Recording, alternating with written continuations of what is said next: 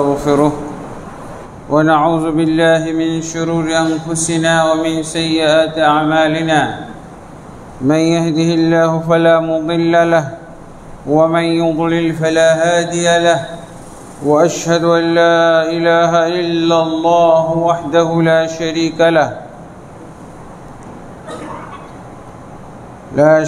له له الملك وله الحمد وهو على كل شيء قدير وأشهد أن محمدا عبده ورسوله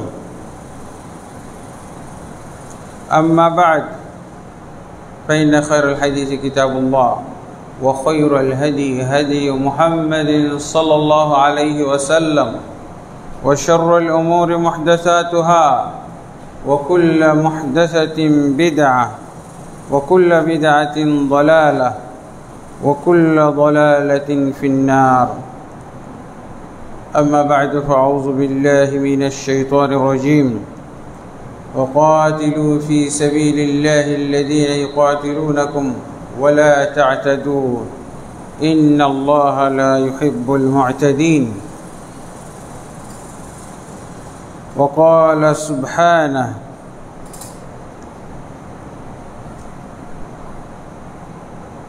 من يهتدي فإنما يهتدي لنفسه ومن ضل فإنما يضل عليها ولا تزر وازرة وزر أخرى وقال النبي صلى الله عليه وسلم المسلم من سلم المسلمون من لسانه ويده رواه البخاري ومسلم وقال النبي صلى الله عليه وسلم لا ضرر ولا ضرار আলহামদুলিল্লাহ আল্লাহ তাবারক ওয়া তাআলার অসংখ্য অগণিত তারিফাত যে আল্লাহ তাবারক ওয়া তাআলা আমাদেরকে দিনের উপরে থেকে ঈমান সহকারে এই বিরূপ পরিবেশ এবং প্রতিকূল অবস্থাতে সুন্দরভাবে আমাদেরকে জীবনযাপন করার তৌফিক দিয়ে যাচ্ছেন এবং আমরা আজকে সালাতুল জুমা আদায় করার জন্যে আস-সুন্নাহ কমপ্লেক্স জামে মসজিদে আসার তৌফিক লাভ করেছি। আলহামদুলিল্লাহ রাব্বিল আলামিন। নবী মুহাম্মদুর রাসূলুল্লাহ সাল্লাল্লাহু আলাইহি ওয়াসাল্লামের প্রতি অসংখ্য অগণিত দরুদ ও সালাম নাজিল হোক। আল্লাহুম্মা সাল্লি আলাইহি আল্লাহুম্মা বারিক আলাইহি। অতঃপর আজকে আমরা ইসলামের একটি গুরুত্বপূর্ণ মূলনীতির নিয়ে আলোচনা করব, সেটা হলো মুসলিম ব্যক্তির বৈশিষ্ট্যের একটি বৈশিষ্ট্য। ইসলাম এমন একটা দিন, এমন একটা জীবন ব্যবস্থা, এমন একটা ধর্ম যে এই দিন বুঝতে পারলে, এই দিনের মূলনীতি এবং নিয়মকানুনগুলো যদি আমরা বাস্তবায়ন করতে পারি, তাহলে নিজেরাও আমরা শান্তিতে বসবাস করতে পারবো। নিজেরা, নিজেদের পরিবার, নিজেদের সমাজ, দেশ এবং রাষ্ট্র সব কিছু নিয়ে আমরা শান্তিতে বসবাস করতে পারব। এই দৃষ্টিকোণ থেকেই কিন্তু বলা হয় ইসলাম শান্তির ধর্ম। ইসলাম শান্তির ধর্ম। তো ইসলামকে আমাদের সর্বক্ষেত্রে বাস্তবায়ন করতে হবে, গ্রহণ করতে হবে এবং বাস্তবায়ন করতে হবে। ইসলামের একটা গুরুত্বপূর্ণ নিয়ম হচ্ছে, যেটা আল্লাহ তাবারক ওয়া তাআলা কোরআনের বিভিন্ন আয়াতের মধ্যে, অনেকগুলো সূরার অনেকগুলো আয়াতের মধ্যে এই বিষয়ে আলোচনা করেছেন। তার মধ্যে আমি একটা আয়াত আপনাদের সামনে তেলাওয়াত করেছি, একটি বা দুইটি আয়াত। আল্লাহ তাবারক ওয়া তাআলা বলছেন, ফামান ইহতাদা ফাইন্নামা ইয়াহতাদি লিনাফসিহি, যে ব্যক্তি হেদায়েত গ্রহণ করবে, যে ব্যক্তি হেদায়েত গ্রহণ করবে অর্থ হলো ইসলামকে গ্রহণ করবে, ইসলামকে মেনে নেবে, ফাইন্নামা ইয়াহতাদি লিনাফসিহি, সে হেদায়েত গ্রহণ করার মাধ্যমে নিজে উপকৃত হবে, নিজে উপকৃত হবে। আর ওয়ামান দাল্লা ফাইন্নামা ইয়াদুল্লু আলাইহা, আর যে ব্যক্তি গুমরাহ হবে, ইসলামের হেদায়েতের পথ জানার পর, বুঝার পর যে ব্যক্তি গুমরাহ হবে, তার গুমরাহি তার উপরেই বর্তাবে। তার গুমরাহির কারণে অন্য কেউ এর দায়ভার গ্রহণ করবে না, সে নিজেই এর জন্য দায়ী হবে, দোষী হবে। তারপরে আল্লাহ কি বলছেন, ওয়ালা তাজিরু ওয়াজিরাতুন উযরা উখরা, তারপরে আল্লাহ বলছেন কখনোই কোনো ব্যক্তি কারো অপরাধের দায়ভার বহন করবে না, কারো দোষ ত্রুটি, কারো অন্যায় অপরাধের দায়ভার কেউ বহন করবে না। এটা হলো ইসলামের নিয়ম নীতি।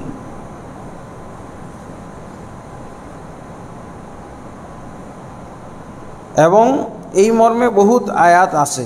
তারপরে আয়াতের শেষ অংশে আল্লাহ বলছেন, ওমা কুন্না মুআযযিবিনা হাত্তা নাবআসা রাসূলা, আমরা কাউকেও আযাব দেব না যতক্ষণ পর্যন্ত তার কাছে রাসূল প্রেরণ না করব।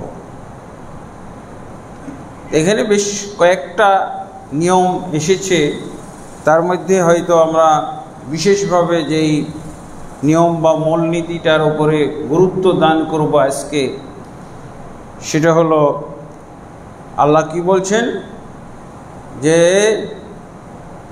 একজনের অন্যায় অপরাধ অপকর্মের কারণে অন্য কেউ দায়ী এবং দোষী হবে না, দোষী করা যাবে না, বা তাকে শাস্তি দেওয়া যাবে না, তাকে কষ্ট দেওয়া যাবে না। এবং এই মর্মে বেশ কিছু হাদিসও আছে, যেটা আমরা সহিহ বুখারী এবং মুসলিম থেকে উদ্ধৃত করেছি। সেটা হলো আল্লাহ রাসূল সাল্লাল্লাহু আলাইহি ওয়াসাল্লাম বলছেন, আল মুসলিমু মান সালিমাল মুসলিমুনা মিন লিসানিহি ওয়া ইয়াদিহি, প্রকৃত মুসলিম হলো সেই ব্যক্তি যেই ব্যক্তির হাত থেকে এবং যেই ব্যক্তির জবান থেকে, মুখ থেকে অপর মুসলিম ব্যক্তি নিরাপদে থাকে। এই ব্যক্তি হলো প্রকৃত মুসলিম। তার মানে ওই ব্যক্তি প্রকৃত অর্থে মুসলিম নয় যার হাত থেকে এবং যার মুখ থেকে অন্য মুসলমান বা অন্য ব্যক্তি, অন্য মানুষ নিরাপদ হইতে পারে না, নিরাপদে থাকতে পারে না। এই জন্য আমাদেরকে আল্লাহ রাসূল সাল্লাল্লাহু আলাইহি ওয়াসাল্লাম কি বলছেন, যে আমাদেরকে কথার মাধ্যমেও মুসলিম হইতে হবে এবং আমল কর্মের মাধ্যমেও মুসলিম হইতে হবে। আল্লাহর ক্ষেত্রে তাই এবং বান্দার ক্ষেত্রেও তাই। আল্লাহর ক্ষেত্রে কথার মাধ্যমে আমরা মুসলিম হব কিভাবে? কালেমা পাঠ করেছি, আশহাদু আল্লা ইলাহা ইল্লাল্লাহ ওয়া আন্না মুহাম্মাদুর রাসূলুল্লাহ। আর কাজের মাধ্যমে মুসলিম হইতে হইলে অবশ্যই আমাদেরকে আমল করতে হবে, 5 ওয়াক্ত সালাত পড়তে হবে, আল্লাহর যাবতীয় আদেশ পালন করতে হবে, আল্লাহ যা যা আদেশ করেছেন সেগুলো পালন করতে হবে, এবং যা যা নিষেধ করেছেন সেগুলো থেকে বিরত থাকতে হবে। এটাই হলো কর্মের মাধ্যমে। আল্লাহ এবং তার রাসূল যা আমাদেরকে বলার অনুমতি দিয়েছেন সেটাই কেবল আমরা বলবো, এবং আল্লাহ এবং তার রাসূল যা আমাদেরকে বলার অনুমতি দেননি সেটা বলতে পারবো না, সেটা বলার কোনো সুযোগ নাই। এবং কেউ চাইলেও আখিরাতের ব্যাপারে আছে, কেউ চাইলেও একজন আরেকজনের বোঝা উঠাইতে পারবে না, একজন আরেকজনের বোঝা সে বহন করতে পারবে না। যেমন আমি এটা বলতে পারবো না যে আপনি দুনিয়ায় যা ইচ্ছা তাই করেন, দুনিয়াতে আপনি যা ইচ্ছা তাই করেন, আপনার দায়িত্ব সব আমি নিয়ে নিলাম। আখিরাতে নাজাতের জন্য, জাহান্নাম থেকে মুক্তি পাওয়ার জন্যে, জান্নাত পাইয়ে দেওয়ার জন্যে আমি যথেষ্ট। এটাও সুযোগ, এইটাও কারো বলার বা এই দায়িত্ব নেওয়ার, গ্রহণ করার কোনো সুযোগ ইসলামে নাই। কি করতে হবে? নিজ আমলের মাধ্যমে জান্নাতে যেতে পারবে, নিজ আমলের মাধ্যমে সে জাহান্নাম থেকে নাজাত পাবে। তাহলে কেউ কারো গুনার ভাগী হইতে পারবে না, কেউ কারো গুনার দায়িত্ব নিতে পারবে না। এটা দুনিয়াতেও না, আখিরাতেও না। এটা দুনিয়ারও বিধান, আখিরাতেও বিধান।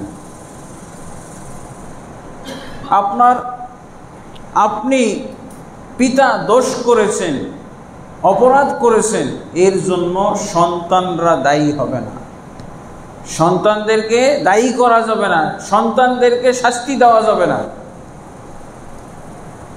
ঠিক এমনিভাবে সন্তানরা যদি কিছু করে, অপরাধ করে, যদি এর জন্য নির্দেশ বা আদেশ না দেয় পিতামাতা, অভিভাবক, তাহলে তাদেরকে দায়ী করা যাবে না, দোষী করা যাবে না, অপরাধী সাব্যস্ত করা যাবে না। এগুলো খুবই গুরুত্বপূর্ণ নিয়ম। এই নিয়ম আমরা যদি না জানি, না মানি, তাহলে আমাদের সমাজে বিশৃঙ্খলা তৈরি হয়ে যাবে, দুর্বিষহ অবস্থা তৈরি হয়ে যাবে। আমরা ভুক্তভোগী, কিন্তু আমরা টেরও পাই না।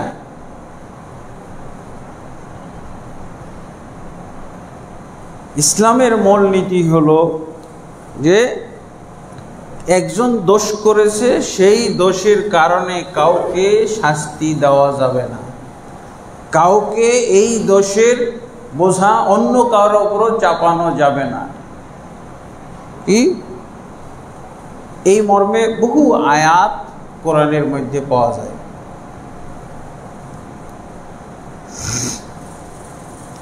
আল্লাহ রাসূল সাল্লাল্লাহু আলাইহি সাল্লাম আরো একটি আয়াতের মধ্যে কি, আরো একটি হাদিসের মধ্যে কি বলেছেন?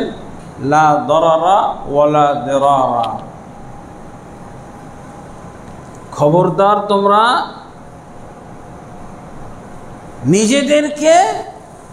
নিজেদেরকে তোমরা ক্ষতিগ্রস্ত করতে পারবে না, নিজের ক্ষতিও করতে পারবে না, অন্যের ক্ষতিও করতে পারবে না।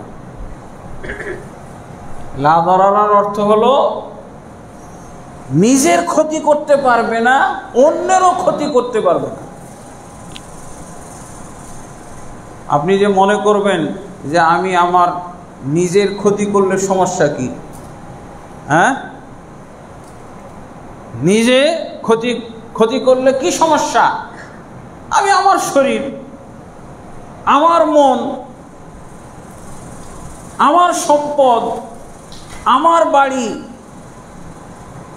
আমি ধ্বংস করে ফেলবো, আমি ভেঙে ফেলবো, আমি আমার এই জীবন ধ্বংস করে দেব, আমি আত্মহত্যা করব। এটা অনুমতি নাই। আপনি নিজের ক্ষতিও করতে পারবেন না, নিজে নিজের ক্ষতি করবেন, এটার অনুমতিও ইসলামে নাই। সেটা যে কোনো কারণে হোক, কারো দ্বারা আপনি কষ্ট পেয়ে হোক, কারো দ্বারা কষ্ট পেয়েছেন, কেউ আপনার মনে কষ্ট দিয়েছে, ব্যথা দিয়েছে, আপনি সহ্য করতে পারছেন না, এখন আপনি নিজেকে ধ্বংস করে ফেলবেন, নিজেকে হত্যা করে ফেলবেন, নিজের কোনো ক্ষতি করে ফেলবেন, এই অনুমতি ইসলামে নাই। যে এই কাজ করে সে ইসলাম বুঝে না, সে মুসলিম পরিচয় দেওয়ার অধিকার রাখে না। তাকে অবশ্যই এই জিনিসটা জানতে হবে, এই বিষয় বুঝতে হবে। আল্লাহ রাসূল সাল্লাল্লাহু আলাইহি ওয়াসাল্লাম কি বলছেন? লা দরারা, খবরদার তুমি নিজের ক্ষতি করতে পারবে না। তাহলে অন্যের ক্ষতি করা যাবে? অন্যের ক্ষতি তো প্রশ্নই ওঠে না, অন্যের ক্ষতি প্রশ্নই ওঠে না। কেউ কেউ এই শব্দের তর্জমা করেছেন, লা দরারা অর্থ হলো কেউ যদি তোমার ক্ষতি করে তাহলেও তুমি তার ক্ষতি করতে পারবে না। কেউ যদি ক্ষতি করে, আপনি তো হয়তো তাকে ইসলাম শিক্ষা দিতে পারেননি, আপনার পরিবেশ, আপনার পারিপার্শ্বিক যে লোকজন আছে তারা ইসলাম বোঝে না, তারা ইসলাম চিনে না, ইসলামের নিয়ম নীতি শিখে নাই, পালন করে না, এই জন্য হয়তো আপনার ক্ষতি করতেছে। কিন্তু ক্ষতির বিনিময়ে আপনি তার ক্ষতি করতে পারবেন না। সে ক্ষতি করেছে, আপনি তার ক্ষতি করবেন, এই অনুমতি ইসলামে নাই।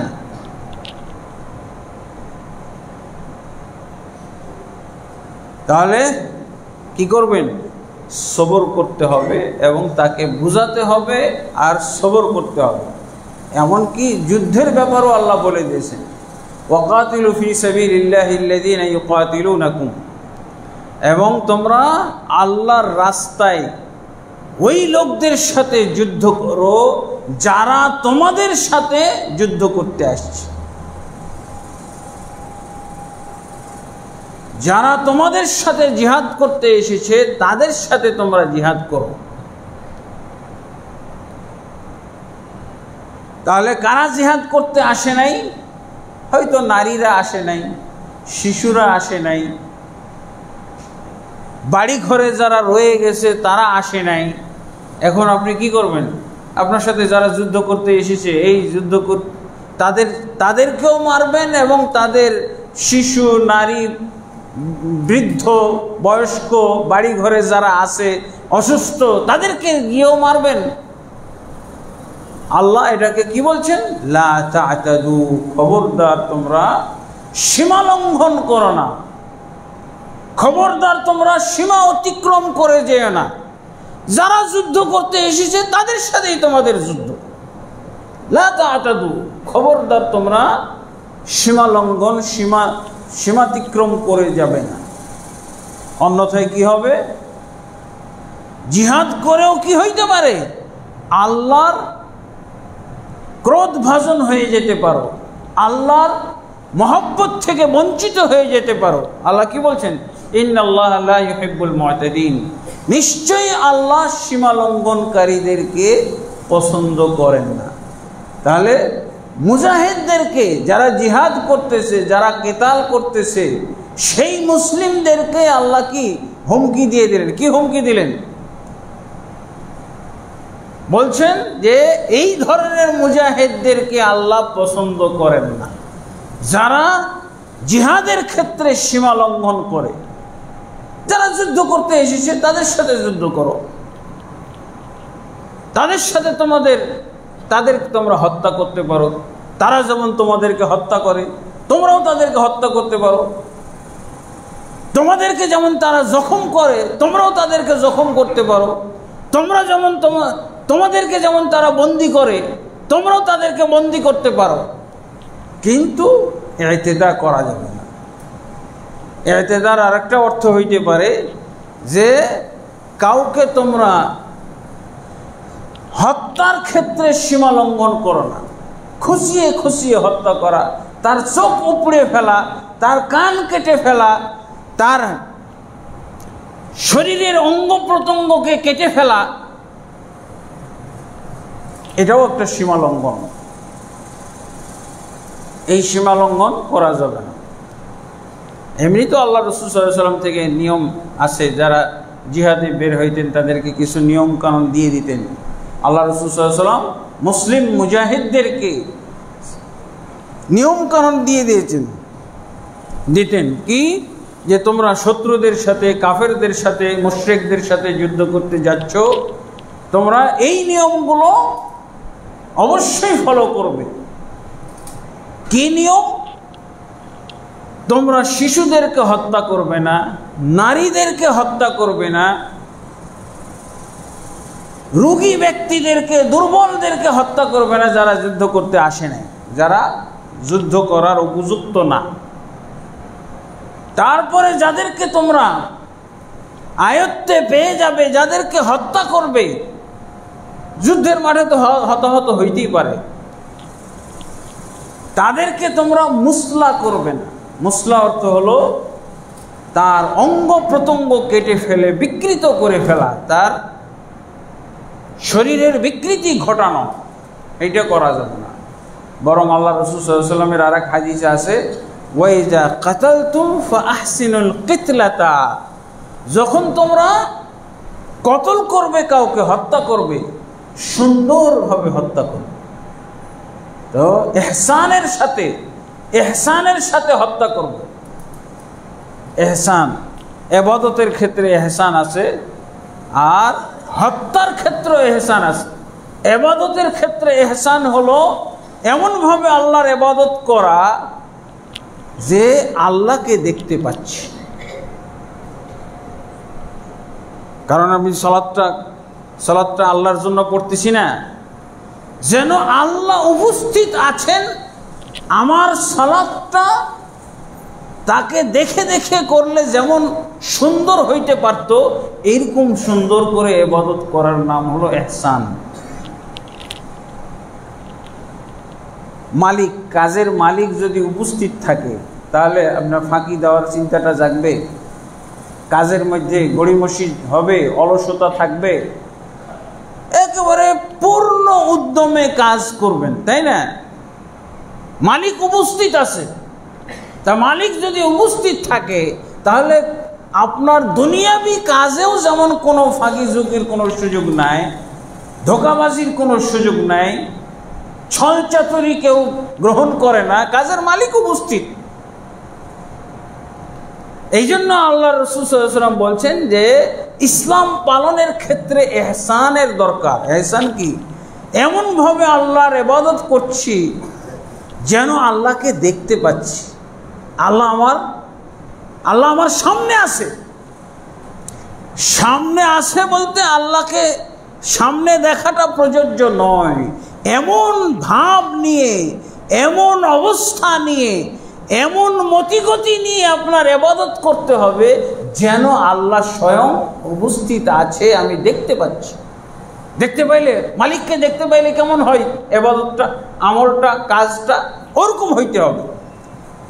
তারপরে আল্লাহ রাসূল সাল্লাল্লাহু আলাইহি ওয়াসাল্লাম বলছেন, যদি এরকম না হয় তাহলে আরেক দিক থেকে ইহসান মেনটেন করতে হয়। সেটা ফাইন্নাহু ইয়ারাকা, তুমি দেখতে পাচ্ছ না বটে, কিন্তু তুমি যার জন্য এই ইবাদতটা করছো তিনি কিন্তু তোমাকে দেখছেন। আল্লাহ দেখেন না? যেই অবস্থায় থাকি না কেন, যেখানেই থাকি না কেন, আল্লাহ তো আমাদেরকে দেখেন। এই জন্য আল্লাহ হলো রাকিব, পর্যবেক্ষক। শুধু দেখেন না, উনি পর্যবেক্ষণে রেখেছেন। এইরকমই হলো ইহসান।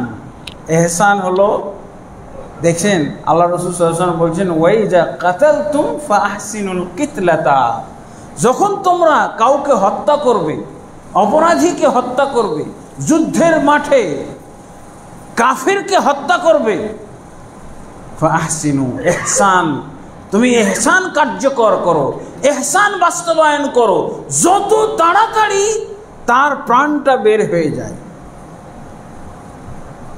যত তাড়াতাড়ি সে নিহত হয়ে যায়, তাকে বেশিক্ষণ কষ্ট দিয়ে হত্যা করতে পারবে না।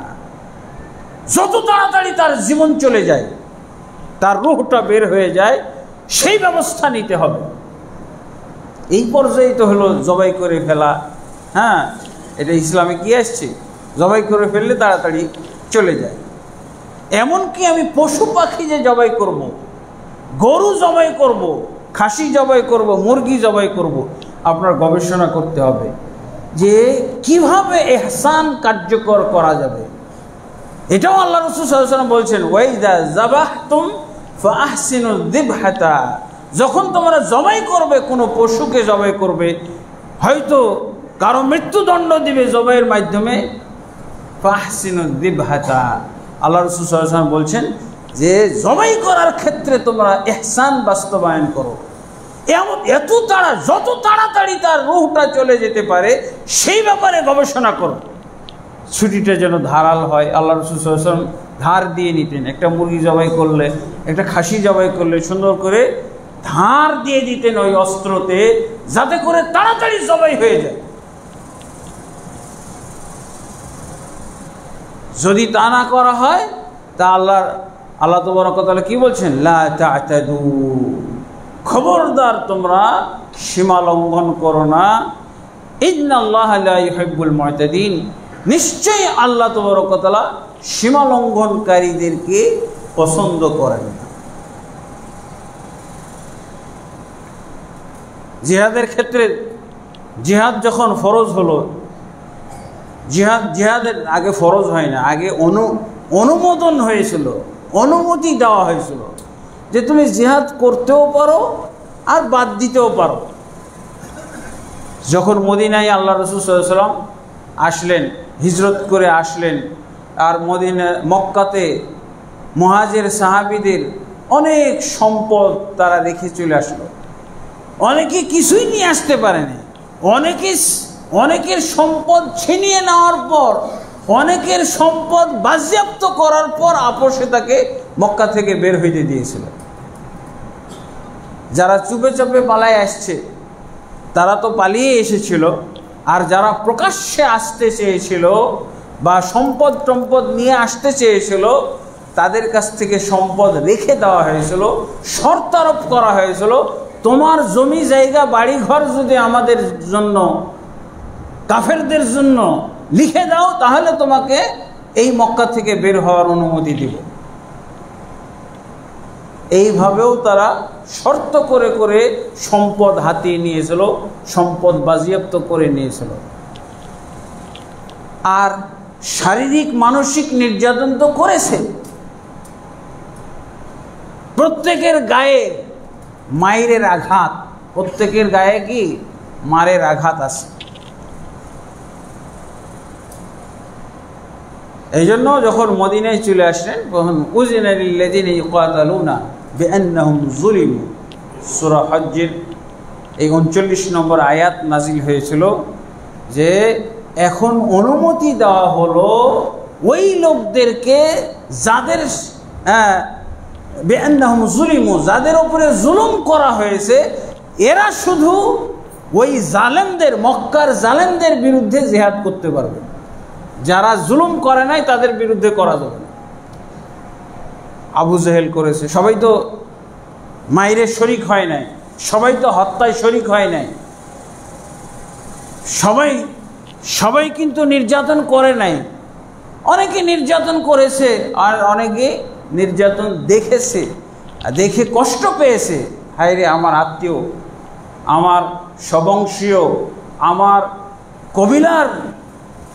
কবিলার লোক, কবিলার পুরুষ, কবিলার নারী, তার উপরে নির্যাতন করা হচ্ছে মুহাম্মদের উপরে ঈমান আনার কারণে।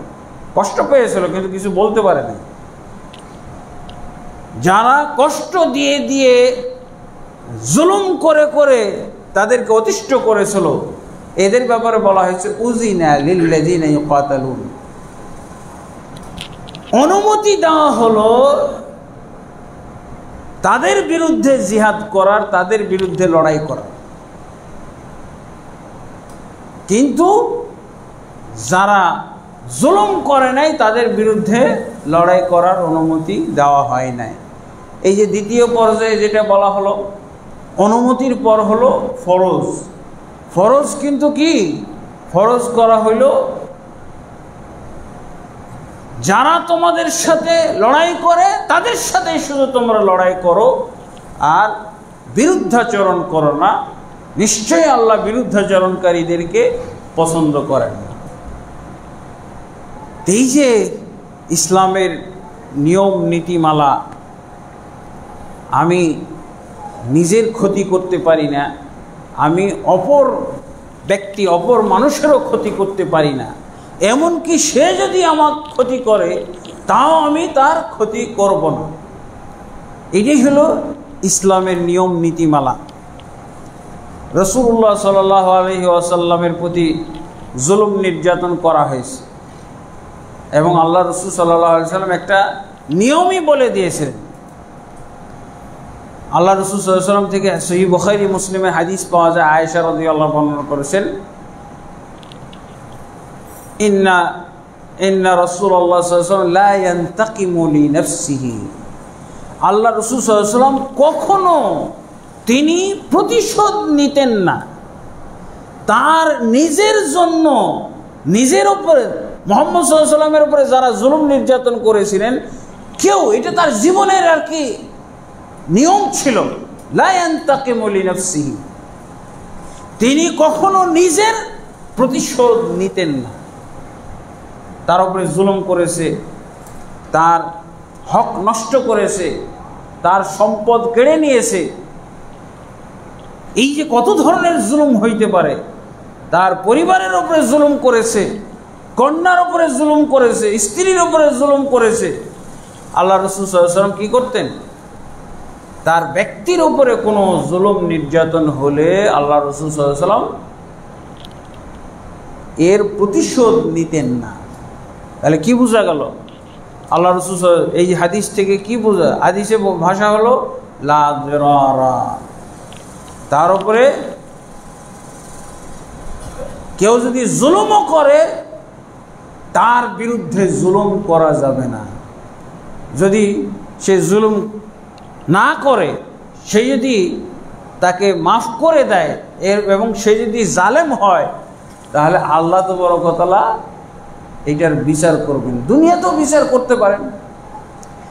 আপনি যদি এই নিয়ম নীতিমালা বাস্তবায়ন করেন তাহলে তো আল্লাহ আপনার পক্ষে কাজ করবেন, যেহেতু আল্লাহর নিয়ম এটা।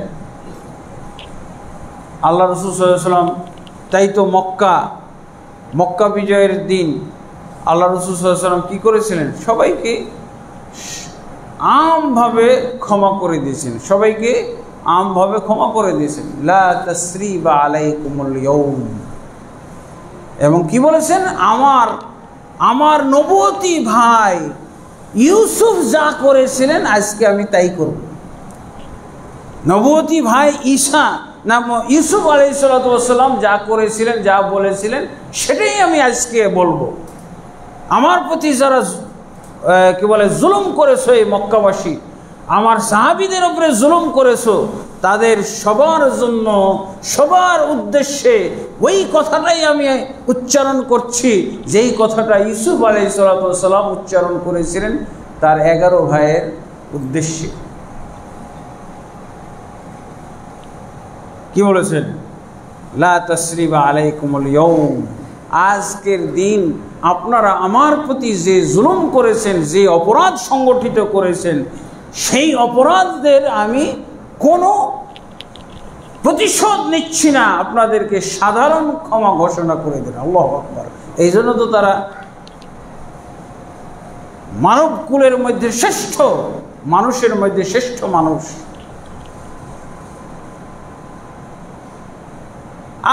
আজও এরকম আপনি যদি আপনি এই নিয়ম, এই নীতিমালা বাস্তবায়ন করেন, আপনার কিছু করতে হবে না। যদি ওর কোনো শায়েস্তা হয় তা দেখবেন যে আল্লাহ শায়েস্তা করার জন্য অন্য লোক নিয়োগ করে দিয়েছে। অন্য লোক নিয়োগ করে দিয়েছে, আপনার কিছু করতে হবে না। আল্লাহ আপনার পক্ষে কাজ করবে। আল্লাহু আকবার। ছোট্ট একটা উদাহরণ দিই আপনাদেরকে। এই যে আমার গাড়িটা, এই গাড়িটা যার কাছে কিনি, আমি আজব হয়ে গেলাম। মানুষের ইনকাম করার, বাড়তি ইনকাম করার কি যে কৌশল, অপকৌশল, লা হাওলা ওয়ালা কুওয়াতা ইল্লা বিল্লাহ। তাকে আমি টাকার পয়সা বুঝিয়ে দিলাম। আমার বাসায় আসার পর তাকে গাড়ির টাকা বুঝিয়ে দিলাম। তো ও নিজেই বলতেছে আর 30,000 টাকা কই, তার মানে কমপ্লিট। তা আমি বললাম যে ভাই 30,000 টাকা তো আপনাকে অগ্রিম দিয়েছিলাম আপনার দোকানে, তাহলে তার কমপ্লিট। ও ঠিক আছে ঠিক আছে। সে গণল, তার এক সহযোগীকে নিয়ে গণল, গুনে তারপরে 1 ঘন্টা পর ফোন দিয়ে বলতেছে ভাই কিভাবে গণলাম 15,000 টাকা শর্ট। ইন্না লিল্লাহি ওয়া ইন্না ইলাইহি। নিজে সে গণ্য গুনে বলতেছে 38,000 কই। তখন তাকে আমি বললাম 38,000 টাকা তো আপনার দোকানে দিয়ে আসছি, আপনার গ্যারেজে দিয়ে আসছি। তখন ও স্বীকার করলো, কমপ্লিট বুঝিয়ে পাইল। এরপরও কেমন শয়তান, মনে করছে মানে এরা ভালো মানুষ, একটা দাবি করলে এই 15,000 টাকা আমার বাড়তি চলে আসবে, ইনকাম হয়ে যাবে। তা আমি তাকে বললাম যে এটা তো আমার বুঝে আসতেছে না, আপনি ঘুরে নিয়ে গেলেন। তো বলছে না হুজুর এটা কমই আছে, আমি আমার বন্ধুকে, 2 বন্ধু মিলে তো গুনেই গেলেন, আর আপনি এই কথাটা বললেন, তারপরও কিভাবে কম হয়? তো বলছে ঠিক আছে। আমি বললাম এখন এটা আল্লাহ ফয়সালা করবে। আপনি যদি না ছাড়েন, আপনি যদি এটা জুলুম করেন আমার উপরে, আরও অতিরিক্ত আমাকে 15,000 টাকা দিতে বলেন, যেহেতু আপনার কাছে এখনও গাড়ির কাগজপত্র সব রয়ে গেছে, এখন যদি আপনি শর্ত দেন যে এটা দিতেই হবে, তাহলে হয়তো বা দিতে বাধ্য। তো বলছে টাকাটা নিয়ে আসেন আর গাড়ির কাগজপত্র নিয়ে যান। আর বেচারাকে আল্লাহু আকবার, সে কিছুক্ষণ পরে এমনভাবে সে রোডে অ্যাক্সিডেন্ট করে হাড় হাড্ডি তার ভেঙে সে হসপিটালে। তোমার 15,000 টাকার জন্য জুলুম করছিলে আমার উপরে, এখন তোমার 50-1 লাখ টাকা তো এখন কুলাবে না। এই যে দেখেন কিভাবে, এটা একটা ছোট্ট উদাহরণ, এর তো আরো বহু উদাহরণ প্রত্যেক মানুষের জীবনে আছে। এরপরে আসে চাই নাই টাকা, সাইজ হয়ে গেছে, ও বুঝে ফেলেছে। আর যেই গ্যারেজের ছেলেটা বা মালিক এই গাড়িটা আমাকে পছন্দ করে দিয়েছিল, তাকে আমি সমস্যাটা বললাম, ভাই এরকম একটা ঝামেলা হয়ে গেছে, কি করেন? এই যে এরকম টাকা নিয়ে আপনি কেমন, আপনি তো চিনেন এই লোক, কিন্তু আমার সাথে এরকম আচরণ করবে আমি তো কল্পনাই করতে পারি নাই। সে নিজে তার বন্ধুকে নিয়ে এসে টাকা গণনা করে নিয়ে গেল, অথচ আমাকে আধা ঘন্টা পরে বলছে 15,000 টাকা শর্ট। এটি কেমন কথা? তারপরে কিছুক্ষণ পরে যখন ওই যে অ্যাক্সিডেন্ট ঘটে গেল, ওই গ্যারেজের মালিক আমাকে ফোনে জানাচ্ছে যে ভাই আপনার সাথে যে আচরণ করেছে, এটা আল্লাহ এই একদিনও সহ্য করলো না, তাকে দুনিয়াতে এরভাবে বিচার করে দিল। আল্লাহু আকবার।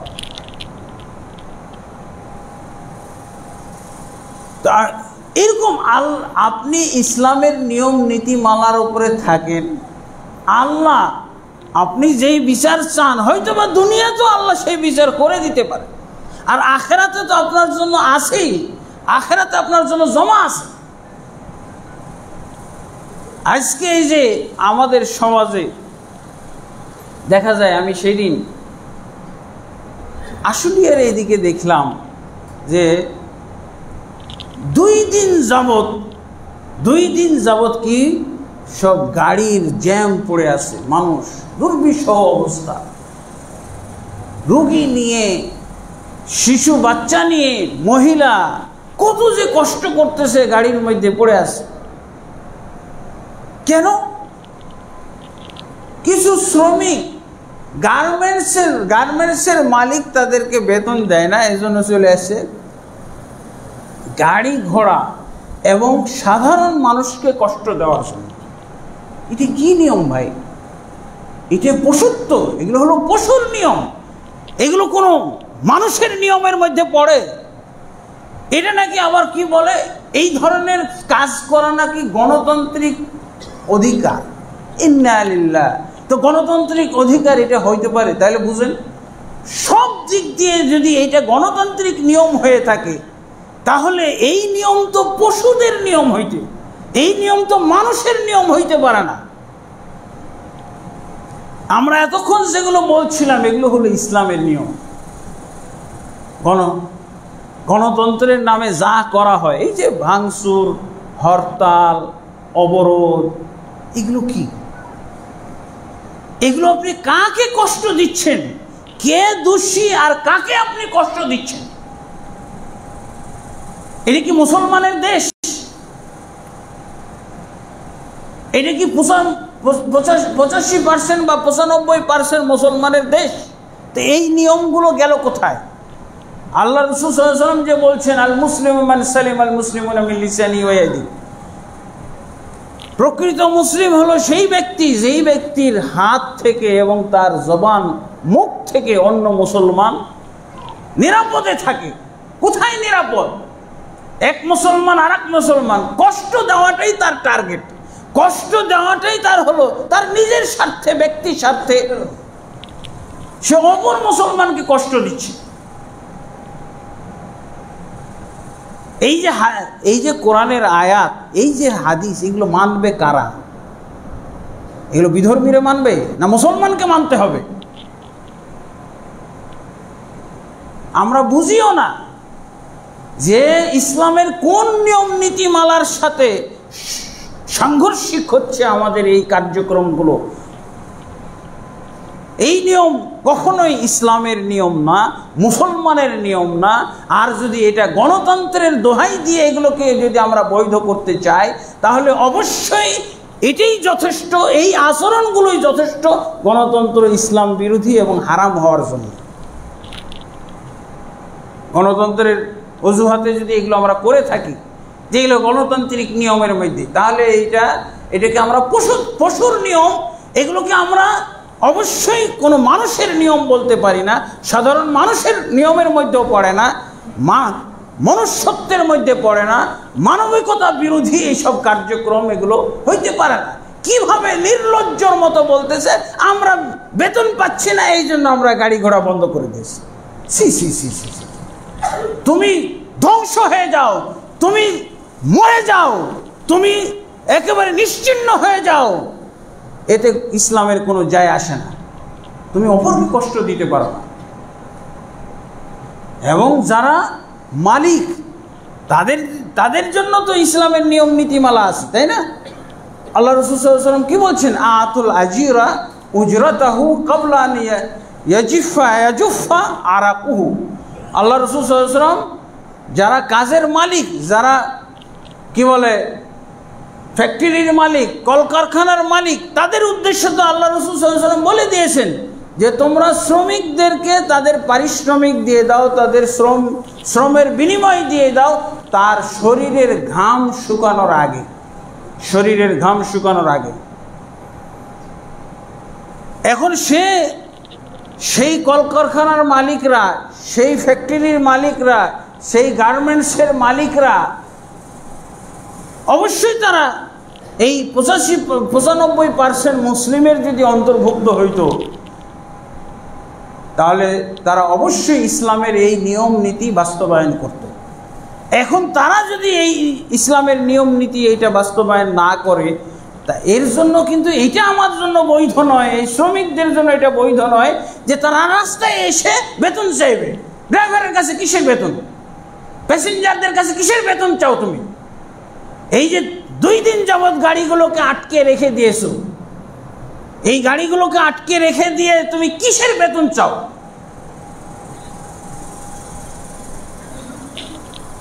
এদের ধ্বংস হোক। যারা ইসলামের নিয়ম নীতি বহির্ভূত এরকম কাজ এবং আচরণ করে, আল্লাহ তাবারক ওয়া তাআলা তাদেরকে হেদায়েত দান করুন।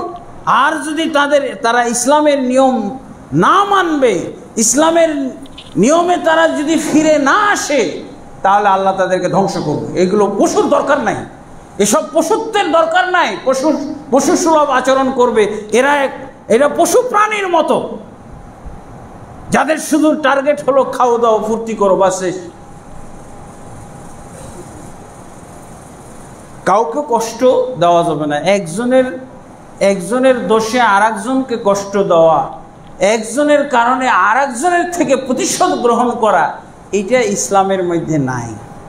একজনের কারণে আর একজনকে হত্যা করা, একজনের কারণে আর একজনকে পিটিয়ে মারা, এগুলো ইসলামে নাই। একটা ছোট্ট ঘটনা আপনাদের সামনে তুলে ধরি। সাহাবায়ে কেরাম ছিলেন, গাজওয়াতুর রাজি একটা ঘটনা। খুবাইব রাদিয়াল্লাহু আনহু, খুবাইব রাদিয়াল্লাহু আনহুকে তারা প্রতারণার মাধ্যমে নিয়ে গিয়ে আর কি বন্দি করছে। 7 জন মতো সাহাবী বা ওই টিমের মধ্যে, ওই গ্রুপের মধ্যে 7 জন সাহাবী আল্লাহ রাসূল সাল্লাল্লাহু আলাইহি সাল্লাম পাঠিয়েছিলেন। তারা প্রতারণা করে আল্লাহ রাসূল সাল্লাল্লাহু আলাইহি সাল্লামের কাছে তারা আবেদন করেছিল যে, ইয়া রাসূলুল্লাহ, হে মুহাম্মদ সাল্লাল্লাহু আলাইহি সাল্লাম, আপনি আমাদের এলাকায় কিছু দায়ী পাঠান, কোরআনের হাফেজ পাঠান, দায়ী পাঠান। কোরআনের হাফেজ বলতে কিন্তু আল্লাহ রাসূল সাল্লাল্লাহু আলাইহি সাল্লামের যুগে বা ইসলামের মধ্যে কোরআনের হাফেজ বলতে হলো দায়ী, শুধু হাফেজ না। কোরআন শিখাবে অর্থ হলো কোরআনের নিয়ম শিখাবে, কোরআনের আল্লাহর নির্দেশনা শিখাবে, আল্লাহর আদেশ নিষেধগুলো বুঝাবে। তো আল্লাহ রাসূল সাল্লাল্লাহু আলাইহি ওয়াসাল্লাম পাঠিয়েছিলেন। তাদের মধ্যে আসেম বিন সাবিত ছিলেন নেতা। এই আসেম বিন সাবিতের নেতৃত্বে তাদেরকে পাঠিয়েছিলেন আল্লাহ রাসূল সাল্লাল্লাহু আলাইহি ওয়াসাল্লাম। লম্বা ঘটনা, এটা আমি বলতে যাচ্ছি না পুরা। তো তারা প্রতারণা করে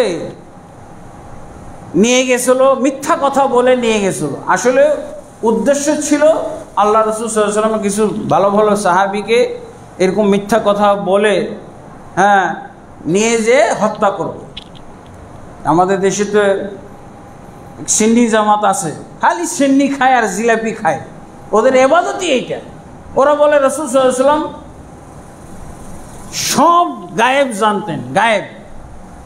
তো গায়েব জানা সত্ত্বেও এভাবে আল্লাহ রাসূল সাল্লাল্লাহু আলাইহি ওয়াসাল্লাম তার সাহাবীদেরকে পাঠিয়ে দিলেন। সহিহ বুখারীর হাদিস, সহিহ বুখারী মুসলিমের মধ্যে হাদিসটা আছে। তারপরে তারা যখন মক্কার কাছাকাছি তাদেরকে নিয়ে গেছে, তখন তাদেরকে বন্দি করছে। অনেকে রাস্তাতেই হত্যা করে ফেলেছে, আবার কয়েকজনকে বন্দি করে নিয়ে গেছে। তার মধ্যে খুবাইব রাদিয়াল্লাহু আনহু, খুবাইব বিন আদি রাদিয়াল্লাহু আনহুকে বন্দি করে নিয়ে গেছে।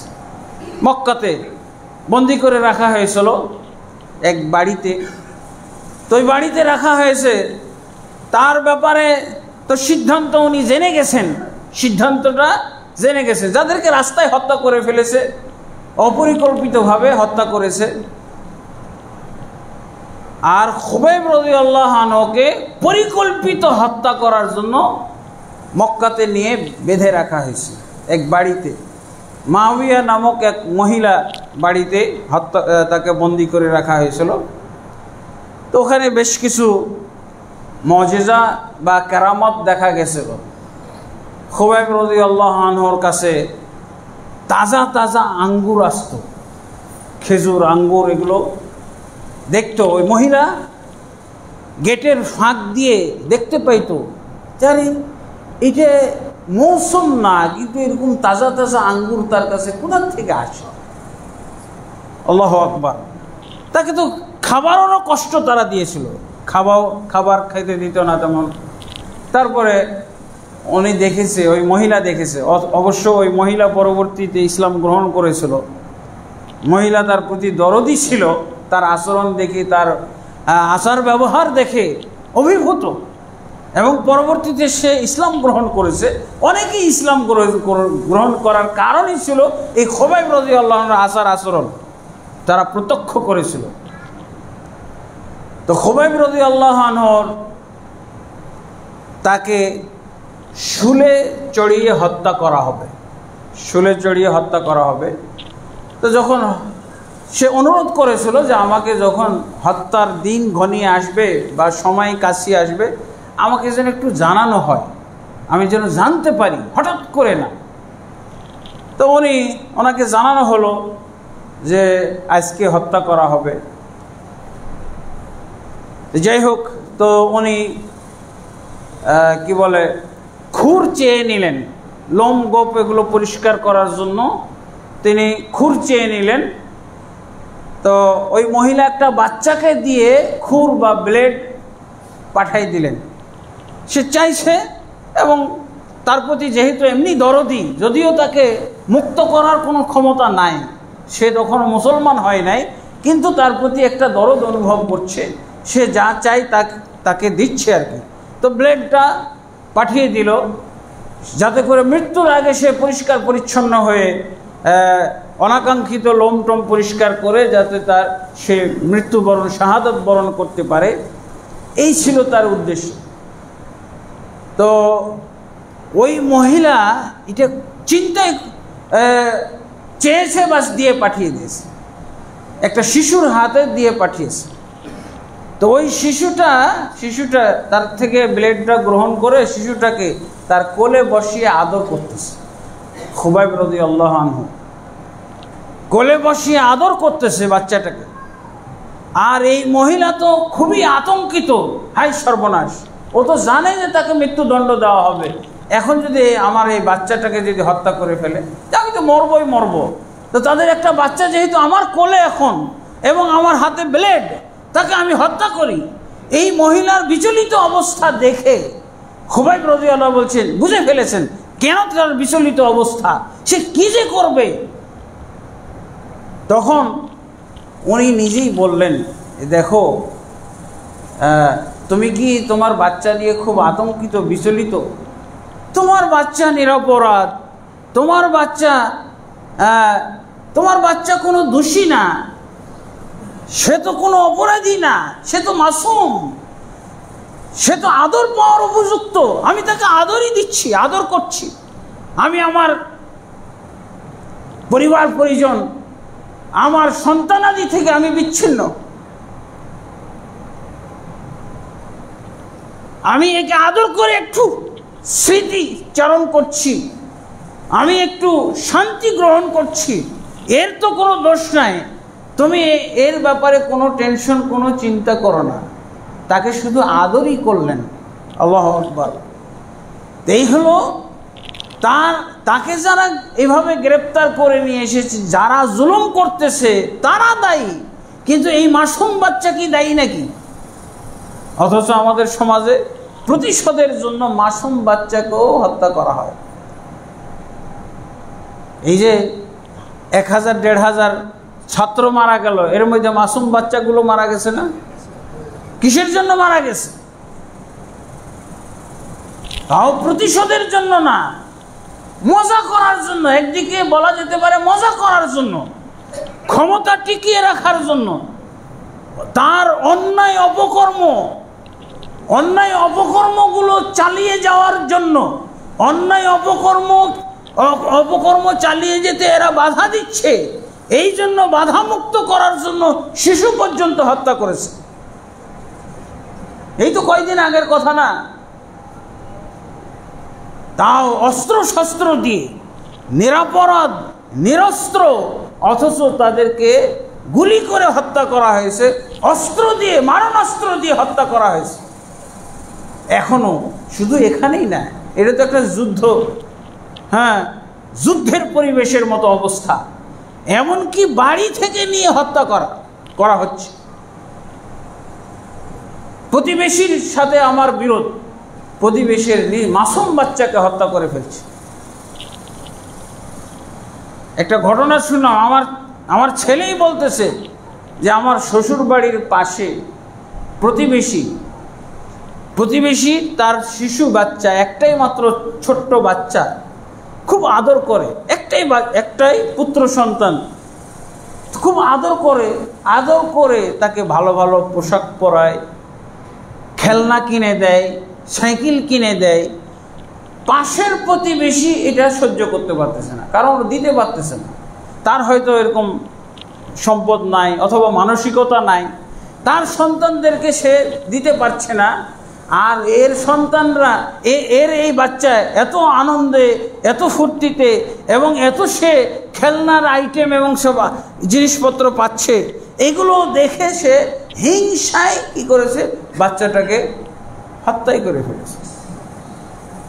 যে কোনোভাবে তাকে বাড়িতে ডেকে নিয়ে হত্যা করে বস্তায় ভরে ওই বাড়ির মধ্যেই পুঁতে ফেলেছে। ইন্না লিল্লাহি ওয়া ইন্না ইলাইহি। দেখেন, এরাও মুসলমান, এরা বলে মুসলিম,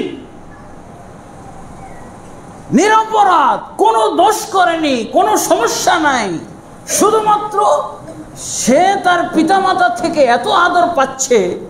আমার বাচ্চা এরকম আদর পায় না, আমার সামর্থ্য নাই অথবা মানসিকতা নাই, আমি দিতে পারছি না, এই জন্য ওই প্রতিবেশীর বাচ্চাটাকে এইভাবে মানে হত্যা করে ফেলতে হবে। দেখেন কি অবস্থা। এই ইসলামের নিয়ম নীতিগুলো না বুঝার কারণে মানুষ কত পশুত্বের আর কি, পশুত্ব এবং অধঃপতনের অধঃতলে নেমে গেছে। এগুলোকে মানুষ বলা যায়? মুসলমান তো দূরের কথা, এরা তো মানুষ হওয়ার উপযুক্ত না, এদেরকে মানুষই বলা যায় না, পশু ছাড়া। পশুরাও তো এরকম আচরণ করে না। পশুর উপরে এরকম আচরণ করে আমরা দেখি মাঝে মাঝে কিছু নমুনা। সিংহ সে হরিণের বাচ্চা আদর করতেছে, চিতাবাঘ হরিণের বাচ্চাকে আদর করতেছে, এরকম ব্যতিক্রম দেখা যায়। অথচ মুসলমানের প্রতি এইরকম নির্দয়, এইরকম নিষ্ঠুর, এইরকম তারা হিংসা পরায়ণ, এইরকম তারা প্রতিশোধ পরায়ণ, এইরকম তারা অন্যায় এবং নির্যাতন পরায়ণ। আল্লাহ তাবারক ওয়া তাআলা আমাদেরকে ইসলামের এই সুমহান নীতি বুঝার, নিয়ম বুঝার এবং বাস্তবায়ন করার তৌফিক দান করুন, যাতে করে আমরা একজন মুসলমান আর একজন মুসলমানকে নিজের ভাইয়ের মতো মনে করতে পারি এবং কোনোভাবেই যেন আমার দ্বারা কোনো মুসলিম কষ্ট না পায়, কোনো অজুহাতেই যেন কষ্ট না পায়, এমনকি কষ্ট দিলেও যেন আমি কষ্ট না পাই। সচ্চরিত্রের সংজ্ঞায় বলা হয়েছে, সচ্চরিত্র কাকে বলা হয়? সচ্চরিত্র যার মাধ্যমে মানুষ বেশি বেশি জান্নাতে যাবে। সচ্চরিত্র যেটা মিজানের দাঁড়িপাল্লায় পরকালে যে গুনাহ এবং নেকি ওজন করা হবে, সেই ওজনের পাল্লায় সচ্চরিত্রের ওজন সবচেয়ে বেশি হবে। এই সচ্চরিত্রের সংজ্ঞার মধ্যে বলা হয়েছে যে সিলমান কাতাআকা ওয়া আফু আম্মান যালামাকা, যে তোমার সাথে সম্পর্ক ছিন্ন করতেছে তার সাথে তুমি সম্পর্ক জুড়ে দেওয়ার চেষ্টা করো, এইটাই হলো সচ্চরিত্র। আর তোমার সাথে সুসম্পর্ক রাখছে আর তুমিও তার সাথে এই জন্য সুসম্পর্ক রাখছো, এটা হলো অদল বদল, এটা হলো সচ্চরিত্রের বিনিময়, এটা সচ্চরিত্র নয়। সে যদি তোমার সাথে সম্পর্ক ছিন্ন করে, তুমি তার সাথে সম্পর্ক জুড়ে দেওয়ার যদি চেষ্টা করো, জুড়ে দাও, তাহলে তুমি সচ্চরিত্রবান। এই আমল দিয়ে তুমি জান্নাতে যাইতে পারবা। তারপরে আরেকটা কি বলা হয়েছে? ওয়াফু আম্মান যালামাকা, যে তোমার উপরে জুলুম করেছে তাকে তুমি ক্ষমা করে দাও। এটা হলো সচ্চরিত্র সংজ্ঞা। আল্লাহ তাবারক ওয়া তাআলা এই সংজ্ঞা অনুযায়ী আমাদেরকে মুসলিম হওয়ার, সচ্চরিত্রবান হওয়ার তৌফিক দান করুন। আল্লাহুম্মা আমিন। আস্তাগফিরুল্লাহ লি ওয়া লাকুম ওয়া লিসাইরিল মুসলিমিন ফাস্তাগফিরুহু ইন্নাহুল গফুরুর রহিম।